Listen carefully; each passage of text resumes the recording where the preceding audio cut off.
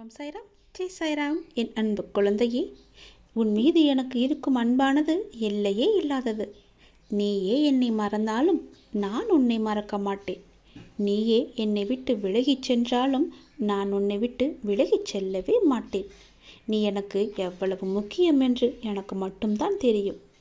எப்பொழுது விட்டு கொடுக்க வேண்டும், எப்பொழுது பிடிவாதமாக இருக்க வேண்டும் என அறிந்து வாழ்வதும் ஒரு கலைதான். கவலைகளுக்கு பெரிதாக முக்கியத்துவம் கொடுக்கவில்லை என்கின்ற போது அதுவும் பெரிய அளவில் கஷ்டத்தை நமக்கு கொடுப்பதில்லை.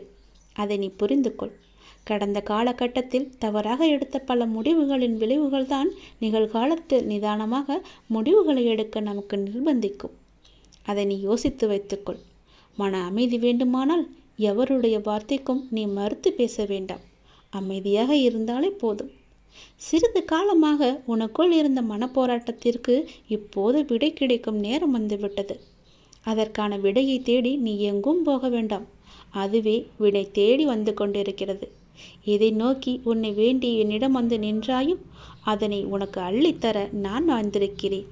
மன நிறைவுடன் நான் அள்ளி அள்ளி கொடுப்பதை நீ பெற்றுக்கொள். நீ வாழ்ந்த இந்த வாழ்க்கையில் பலவற்றை நீ இழந்து விட்டாய். ஆனால் இன்று இழந்ததை புதுப்பித்து கொடுக்க நான் வந்திருக்கின்றேன். தன்னை பற்றி பிற நல்விதமாகத்தான் நினைக்க வேண்டும் என்பதை நீ எப்பொழுதும் விரும்பக்கூடாது.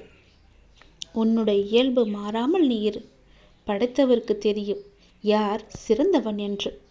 தனிமையில் அழுகை, காரணம் தெரியாத சோகம், நலமா என கேட்டால் கொட்டிவிட தயாராய் இருக்கும் கண்ணீர், அத்தனையிலிருந்தும் நான் உன்னை கண்டிப்பாக விடுவிப்பேன். நான் உனக்கு துணையாக இருக்கின்றேன். கதறி அழுதது எல்லாம் போதும். கதறி அளவும் முடியாமலும் கண்ணீரை அடக்க முடியாமலும் எதையோ நினைத்து சந்தேகத்தில் பயந்து கொண்டே இருக்கின்றாய். வீதியில் நீ கடந்து சென்ற பாதையை நான் நிச்சயம் அறிவேன். உனக்கான நல்ல காலம் நெருங்கிவிட்டது தங்கமே. விரைவில் உன் நலம் நிச்சயமும் கிடைக்கும். இழந்தது எதுவாக இருந்தாலும் அதை பற்றி நீ பயப்படாதே.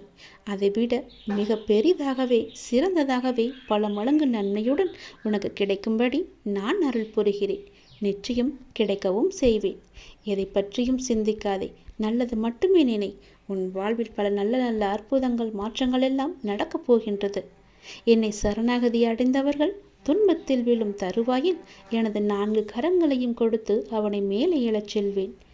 நான் அவனை முழுமையாக கண் இமை காப்பது போல காத்து கொண்டிருக்கிறேன். இந்த அப்பா நான் உனக்கு துணை இருக்கும்போது என்னை மீறி உன்னை எதுவுமே நெருங்காது. இறைவா, நடத்தியதும் நீ, நடத்தப் போவதும் நீ.